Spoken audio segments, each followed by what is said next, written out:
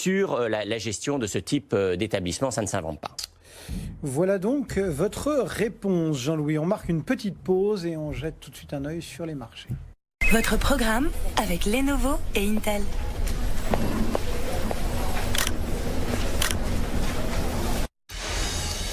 Bon, la séance est un peu particulière, vous le savez, c'est coté à Paris, mais c'est pas le cas en ce jour férié du lundi de Pentecôte dans quelques places, notamment au nord de l'Europe, avec Francfort pour la plus grosse d'entre elles, qui garde porte close. Aujourd'hui, autant dire que la séance manque peut-être un peu de crédit. En tout cas, on en profite pour regagner 0,26%, 5378 points, avec ArcelorMittal, Technip FMC ou encore Valeo qui gagne plus de 2% pour donc ces trois valeurs les mieux entourées à la Bourse de Paris. Ferme la marche de l'Engie, du Sanofi ou encore du Pernod Ricard.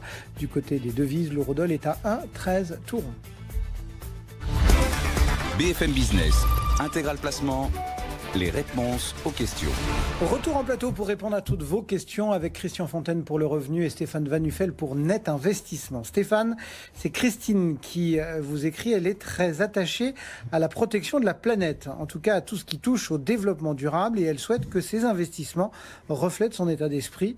Elle remarque que l'ISR est très à la mode et elle voudrait quelques éclaircissements sur le sujet avant de se lancer. Alors, sujet, on ne peut plus à la mode en ce moment. Alors, tout le monde y vote, ça... ma chère Christine, je vais vous donner une réponse très net investissement pour le coup, parce que notre approche de l'ISR, nous, alors pour rappeler très vite le contexte, et je vais le résumer pour faire très simple, l'investissement socialement responsable répond théoriquement à 3 critères que les entreprises dans lesquelles on investit doivent respecter, qui sont l'environnement, le social et surtout la gouvernance.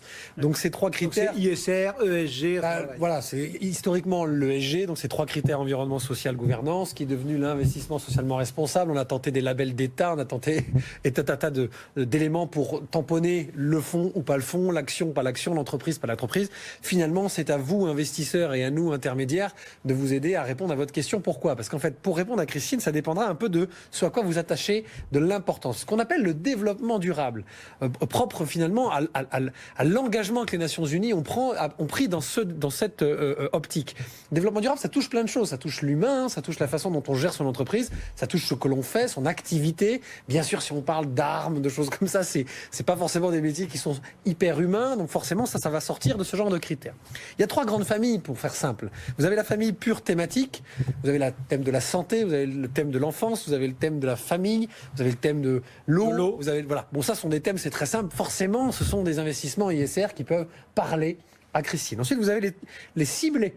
Vous allez avoir des fonds qui vont être des ciblés, qui vont dire j'exclus telle ou telle activité. Je parlais de des armes, ça peut être l'alcool, ça peut être, je sais pas, le pétrole. Il y a des gens qui ne veulent pas investir chez Total parce que ils estiment que le pétrole décarboner là. Voilà. Et puis vous avez ensuite, vous allez dire le best in market, c'est l'investissement qui moi me plaît un peu plus, c'est-à-dire qu'on va aller chercher ceux qui font bien ou mieux dans un certain nombre de critères qui sont des critères, par exemple, d'être heureux au travail, de choisir des entreprises qui attachent de l'importance à la parité, qui vont forcément avoir des produits qui sont moins polluants, etc., etc. Donc c'est dans cette optique-là qui ne sont pas forcément décarbonés, mais qui sont vertueux. Voilà. Donc je vais vous donner un exemple. La Financière de l'Échiquier, que vous connaissez tous, qui est une grande maison de gestion. La Financière de l'Échiquier a créé il y a plusieurs années, maintenant plus de 10 ans, une fondation. Ça se sait pas forcément, parce que c'est un grand méchant de la finance, comme toutes les sociétés de gestion, mais ils ont créé une fondation. Et déjà à l'époque, ils avaient cette volonté de retirer une partie des frais de gestion de leurs différents fonds, y compris Agressor, leurs fonds actions, pour pouvoir apporter comme ça dans certains nombres de domaines qui touchaient aux patrons et aux créateurs de la Financière de l'Échiquier un certain nombre de domaines, et puis pour aider à tel développement. Et puis ils ont créé un FCP qui est devenu entre guillemets une SICAV qui s'appelle LFDE, donc la Financière de l'Échiquier Positive Impact, qui est typiquement le type de fonds que moi j'aime bien, puisqu'on est sur du best in market. C'est-à-dire qu'ils n'ont pas fermé, réduit leur univers. Il y a peu d'exclusion, bien sûr qu'il y en a, parce que quand vous choisissez plutôt ceux qui font bien, ça veut dire que vous excluez ceux qui font mal. Mais ce fonds a une intelligence, c'est qu'il reste un fonds action, donc exposé avec avantages, inconvénients, mais finalement il va plutôt aller positivement chercher ceux qui font bien que ceux qui ne font pas bien.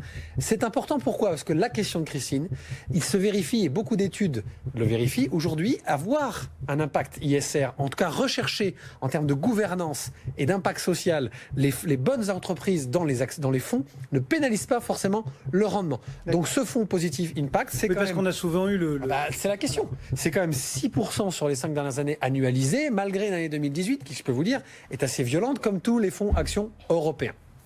Une approche ISR ou pas?